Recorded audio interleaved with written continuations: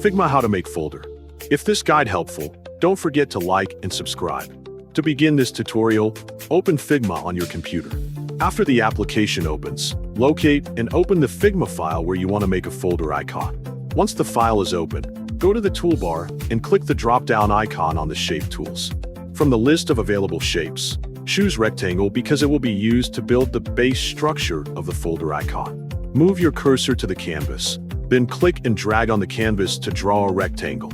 Next, duplicate the rectangle 2 more times and adjust the layout and size so they match the arrangement shown in the video. After arranging the rectangles, select the first and second rectangles together. With both rectangles selected, click the drop-down menu on Boolean Operations located in the Properties panel. From the list of available operations, select Union so the two shapes merge into a single combined object. Once the shapes are merged, click the drop-down menu on Boolean Operations again and select Flatten. This converts the merged shape into a single editable vector object. After flattening the shape, double-click the combined shape to edit its vector points. Adjust the tilt of one side so the shape resembles the folder tab design shown in the video. Next, select the 2 corners indicated on the shape. Go to the corner radius section in the Properties panel and change the value. For example, set it to 30.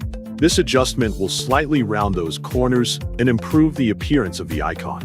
After that, select the next 2 corners while holding the Shift key so both corners can be edited at the same time. Return to the corner radius section in the Properties panel and change the value again. For example, set it to 50. This will create a more rounded effect on those corners.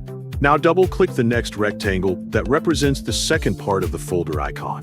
Select the 2 corners indicated on that shape. Once the corners are selected, go to the corner radius section in the Properties panel and change the value.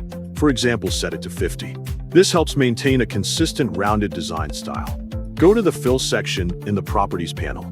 Change the colors according to your preference. For example, use the color codes 8888888 and 2B2B2B.